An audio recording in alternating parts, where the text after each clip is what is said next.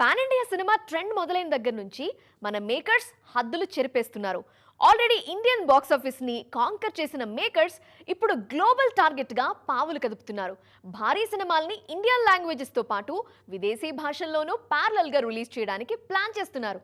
అసలు మన సినిమాలు ఇన్ని విదేశీ భాషల్లో ఒకేసారి రిలీజ్ అవ్వడానికి కారణం ఏంటి? గ్లోబల్ మార్కెట్ మీద మన మేకర్స్ ఫోకస్ చేయడానికి రీజన్ ఏంటి? ఇండియన్ సినిమా రిలీజ్ స్ట్రాటజీ ఇప్పుడు పూర్తిగా మారిపోయింది. మన కంటెంట్ ప్రపంచ స్థాయిలో రీచ్ అవుతూ ఉండడంతో మేకర్స్ కూడా అదే రేంజ్లో ప్లాన్ చేస్తున్నారు. కేవలం ఇండియన్ లాంగ్వేజెస్కే పరిమితం కాకుండా ఇంగ్లీష్, జపనీస్, స్పానిష్ లాంటి విదేశీ భాషల్లోకి సినిమాల్ని డబ్ చేసి నేరుగా గ్లోబల్ ఆడియన్స్ని టార్గెట్ చేస్తున్నారు.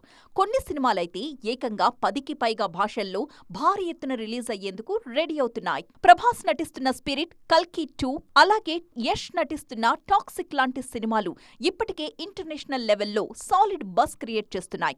వీటితో పాటు రాకా, డ్రాగన్, ది పారడైజ్, వారణాసి లాంటి క్రేజీ ప్రాజెక్టులు కూడా ఇదే గ్లోబల్ దారిలో నడుస్తున్నాయి.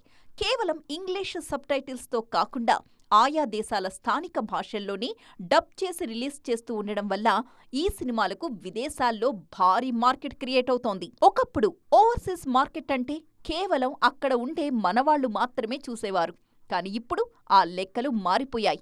మన మేకర్స్ ఇండియన్ మార్కెట్తో పాటు విదేశీ మార్కెట్ మీద కూడా అంతే సీరియస్గా ఫోకస్ చేస్తున్నారు. నాన్ ఇండియన్ ఆడియన్స్ని థియేటర్స్కు రప్పించేలా కంటెంట్ దగ్గర నుంచి ప్రమోషన్స్ వరకు అంతర్జాతీయ ప్రమాణాలు పాటిస్తున్నారు. అందుకే మన సినిమాలు ఇప్పుడు గ్లోబల్ బాక్స్ ఆఫీస్ దగ్గర దండయాత్రకు సిద్ధమవుతున్నాయి.